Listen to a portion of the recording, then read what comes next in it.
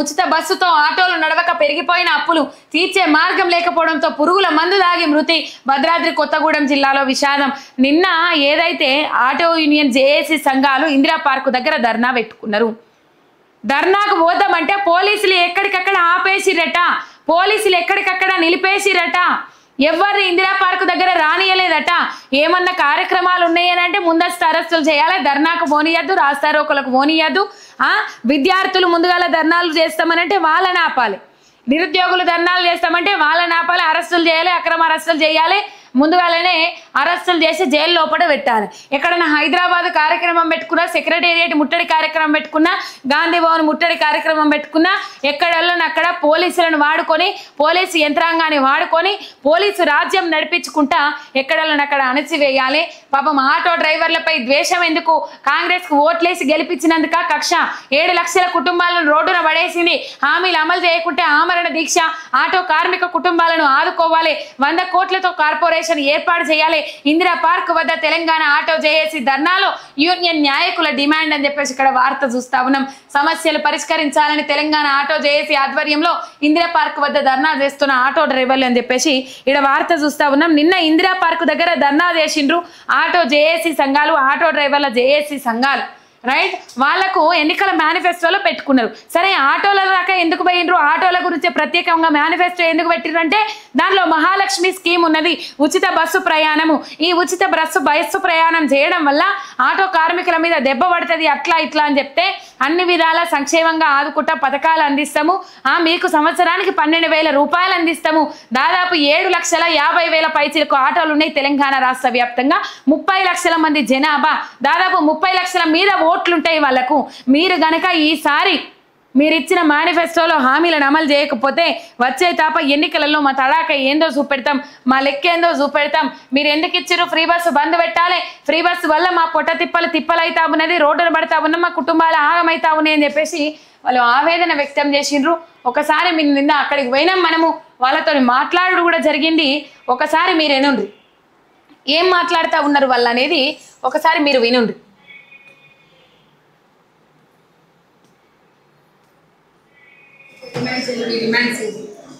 Congress party 2023 ఎన్నికల ముందు మాకు కొన్ని హామీలు ఇవ్వడం జరిగింది. మాతో పాటు మహిళలకు కూడా ఒక పథకాన్ని తీసుకొచ్చింది, మహాలక్ష్మి పథకం అనేది తీసుకొచ్చింది. మహాలక్ష్మి పథకం ఉద్దేశం ఏంటంటే మహిళలకు ఆర్టీసీ ఫ్రీ పెట్టిన తర్వాత మరి ఆటోలకు ఈ హామీ ఎందుకు ఇవ్వడం జరిగిందంటే ఎక్కువ శాతము మహిళలు ఆటోలో ప్రయాణిస్తారు. ఎట్లా అంటే మా జెంట్స్కి, మగవాళ్ళకి బైకులు ఉంటాయి, సైకిళ్ళు ఉంటాయి, కార్లు ఉంటాయి. ఇవి ఉంటాయి కాబట్టి ఎక్కువ మగవాళ్ళకి తక్కువ ప్రయాణించడం, అది ఎక్కువ మహిళలే ప్రయాణిస్తారు. కాబట్టి మరి మనం ఆర్టీసీ ఫ్రీ పెడతా ఉంటే ఆటోలకు వేటు పడుతుంది కదా, వాళ్ళకి ఉపాధి పోతుంది అని వాళ్ళు గ్రహించి మమ్మల్ని నమ్మించి మోసం చేసేందుకు మాకు కొన్ని హామీలు ఇచ్చింది. అవి ఏంటి అంటే సంవత్సరానికి 12,000 రూపాయలు ఇస్తాము, ఆటో కార్పొరేషన్ ఏర్పాటు చేస్తాము, 1000 కోట్ల బడ్జెట్ కేటాయిస్తాము, ఆటో నగర్లు, ఇల్లు లేని వాళ్ళకి ఆటో నగర్లు పెడతాము. మొత్తంగా ఆటో సామాజిక భద్రత ఏర్పాటు చేసి ఆటో డ్రైవర్లను మా కుటుంబంలో అన్ని విషయాలు మేమే చూసుకుంటామని మాకు హామీలు ఇచ్చింది. మేము ఏం చేసినాము, అప్పటికే చాలా మంది మార్పు రావాలి, ఉన్న ప్రభుత్వం నుంచి మార్పు రావాలని అనుకుంటున్న క్రమంలో మేము మాకు ఈ హామీలు ఇచ్చినాక ఎవరికైనా కూడా పెడతానంటే ఆశ, కొడతానంటే భయం అన్నట్టు మేము నమ్మినాం, ఈ హామీలను నమ్మి మేము గంపగుత్తగా కాంగ్రెస్ ఆ రోజు ఓట్లు వేస్తే ఈ రోజు అధికారంలోకి వచ్చింది. మా ఓట్లు కూడా తక్కువ లేవమ్మా. 7,50,000 పైచిలకు ఆటో డ్రైవర్లు తెలంగాణ రాష్ట్రంలో ఉంటారు. మా భార్య పిల్లలతో ఓట్లు కలుపుకుంటే 30 లక్షల ఓట్లు మాయే దాటింది. ఇన్ని ఓట్లు మా ఇంత పెద్ద సంఖ్య కలిగిన ఆటో డ్రైవర్ మేము అంత ఓట్లు వేస్తే అధికారంలోకి వచ్చిన తర్వాత మహాలక్ష్మి ఎంబటే ఆయన అధికారంలోకి వచ్చిందో లేదో మహాలక్ష్మి కొనసాగిస్తా ఉన్నాం. అంటే మా ఉపాధిని, మా గిరాకీని గుంజేసుకున్నాం. మేము 30,000, 40,000 వాస్తవంగా నిరుద్యోగ సమస్య తీర్చడానికి, వాళ్ళు ఉపాధి కల్పించడానికి ఏదైనా కార్యక్రమాలు నిరుద్యోగులకు ఇవ్వాలి. అవి ఏం చేస్తలేదు. చేయకపోతే మేము ఏం చేసినాము, మేమే 30,000, 40,000 ఎవరి దగ్గర అప్పు తెచ్చి ఏదో కూడా అప్పు 5 చొప్పున తెచ్చుకొని బండిని ఫైనాన్స్లో కొనుక్కున్నాం. ఆటోని మా కాళ్ళ మీద మేము నిలబడాలని ఆటోను కొనుక్కొని నడుపుకుంటాము. అది 30,000-40,000 అప్పు అట్లనే ఉంటుంది, మంత్లీ ఫైనాన్స్ అట్లనే ఉంటాయి. మా కాలం మీద మేము నిలబడి బండి నడుపుకుంటా ఉంటే ఆయన మహాలక్ష్మి స్కీమ్ పెట్టి మా ఉపాధిని తీసేసుకున్నాడు, మా నోటికి కొడుకు చేసుకున్నాడు. అందుకోసమే మేము ఏమంటున్నామంటే నువ్వు హామీలు ఇచ్చినావు కదా వాటిని నెరవేర్చాలి, వాటిని నెరవేర్చుకోవాలని మేము డిమాండ్ చేస్తున్నాం.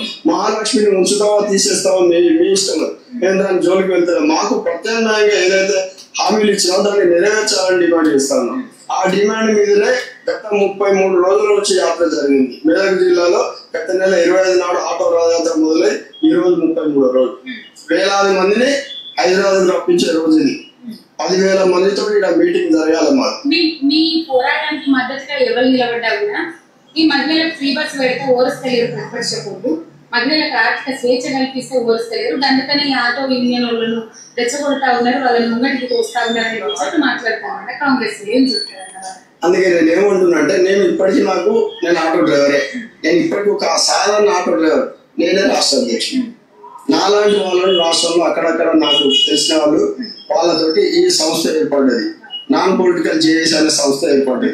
దీన్ని ఎందుకు ఏర్పాటు చేయాల్సి వచ్చిందంటే గతంలో ఇదే ధర్నా పాయింట్లో మన బిఎంఎస్ కానీ, ఏఐటీసీ కానీ, సిపిఐ కానీ, సిపిఎం కానీ వీళ్ళందరూ కూడా మా ఆటో సమస్యల మీద పోరాటం చేసింది. మేమందరం కూడా మా వాళ్ళు పోరాటం చేస్తాం. పాపం మొత్తం మీద నిన్ననే మీటింగ్ ఏర్పాటు చేసుకున్నారు. మీటింగ్ అయిపోయి ఇల్లుకు చేరిరో లేదో కొంతమంది, అప్పుడే ఒక ఆటో డ్రైవర్ అన్న ఆత్మహత్య చేసుకున్నాడు, ఆత్మహత్యకు పాల్పడ్డాడు. ఇక చూడుండ్రి, ఉచిత బస్సుతో ఆటోలు నడవక పెరిగిపోయిన తిప్పలు, తీర్చే మార్గం లేకపోవడంతో పురుగుల మందు దాగి మృతి.